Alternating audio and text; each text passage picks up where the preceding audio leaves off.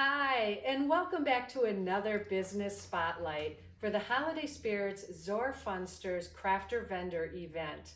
Today I'm here with Diane Zielinski, and she is going to be talking about her and her husband's business, Kenny Z's Leathers, and how they fit in with our upcoming event, which is happening this October 14th and 15th, and it is 2 days of absolute fun. You're not going to want to miss it. So Diane, I'm excited to have you as a returning vendor and returning sponsor. I know you've been involved with this for quite a few years, but tell everybody about your business. What is it that you and Kenny do?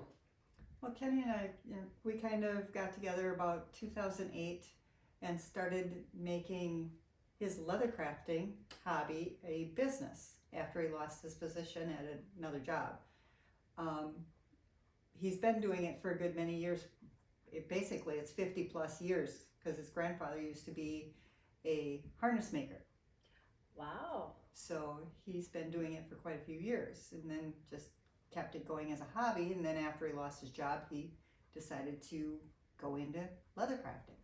So that's the importance of having a side gig, people. Whether it's a hobby or something like direct sales, it can really save a life when things go bad with our world here. So where are you located, Diane? We actually do the leather crafting business out of the house, but we sell elsewhere. Like we go to flea markets, craft shows, steam shows. This weekend we're heading to Escanaba, Michigan to try out a show up there and see what happens with that. It's basically a trapper show, so of course the leather's going to fit in with that. Yes, leather, trapping, steam shows. Leather can really fit in with so much.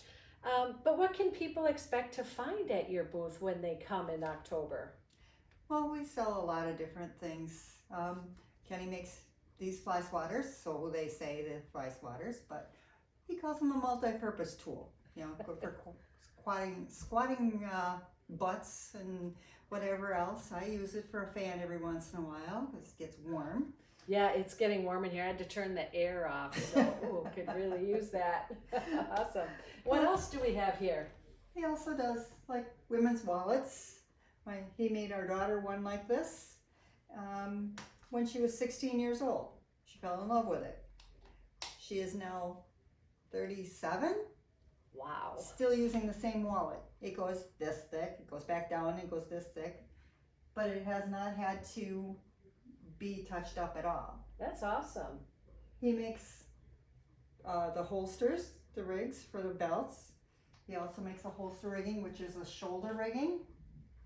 Oh, so for concealed carry, it goes over. Carry. I notice it has another side to it too. Is that for? That is for your clip, for your holster. I like that. Okay. He has the other types of holsters like these. This is a strap for, in Amherst, we had the first responders request us to make a strap for their radios. Oh, the EMT radios. The EMT radios. Great. So we've seen several of those out this last weekend with the Amherst Fair. He also makes a bunch of belts. So these are beautiful. Got roller belts.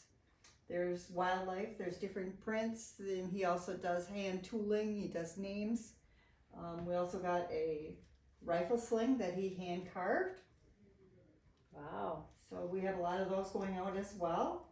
And several wallets. And again, basically it's endless. Yes, and I think you said, was this He's got the knife sheath. Knife sheath. Those are amazing. Those like that.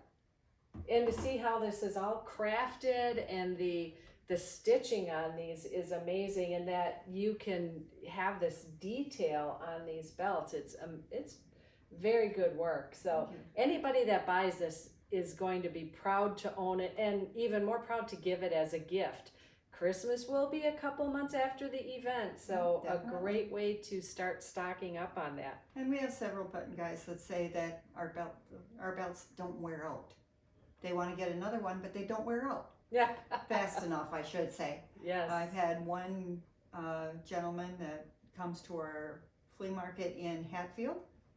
All the holidays we go to Hatfield, and that's over by Black River Falls. The gentleman has bought 4 belts and wears every one of them. You know, just interchanges, and he's had them for almost 12 years now. That's awesome. So Quality workmanship when you shop local versus buying something at a discount store and they fall apart not too long after definitely, that. yeah. Yes. So, what is your favorite part of the Holiday Spirits event? I think it's just being able to interact with the people and, you know, being able to mean something. Yes. So it's basically that. And Kenny always says, you know, the main reason he does this is because the Shriners actually donate 100% of whatever we earn. Yes. And the raffle baskets, 100% goes to the Shriners, where most of the other ones, only 10% goes to the hospitals or wherever they go. The rest of it goes to administration, as they say. Yeah, we try very hard to make sure all the money goes directly to the hospitals. And last year it was just under $14,000. Yes. This year, can we make it 20? I'm You hoping. think? Yes. I'm hoping. I think we can do it because we have grown every year. But there's also our local Zor Funsters that participate in this event. They dress Definitely. up as clowns, and they also sell food there, and they do a 50-50 raffle. Yes. And that money stays locally right here because they do a lot of work here as well in helping to people hook up with the Shriners and other charities. Most definitely, yeah. So it's great that it's the majority, and it's all said in the event what goes directly to the Shriners and then what stays local. So I love that they're very transparent. So you know, do you sell like online or through Facebook, or do they have to come and search you out at events? They actually have to come and search us out at events or by word of mouth. We found we keep very busy by word of mouth and by those flea markets and events, because basically he's doing, within the last half an hour, he's done 67 belts. Wow. Yeah, because you said that you were just invited to go to Escanaba. Yes. So that's the high praises when somebody seeks you out and says, hey, we need you at this event because of your work. And when we first started doing this, Deb had found us over at Nakusa, the Pumpkin Fest. Yes. And she said she needed someone for a men's area. Yes. Yep. And There's we fit in. men's. That's right. Right. Will you be at Pumpkin Fest again this year? I think we are having something else going on. I'm not okay. sure yet. So we'll see what happens. Well, is there anything else you'd like to say about your business or about the event itself? Well, the business, Kenny does most of the stuff by hand. We do have sewing machines in the house, but he gears up mainly towards the Shriners event. Okay. He loves doing it, and he's already excited and looking forward to it. I keep trying to get him to dress up, but he won't dress up.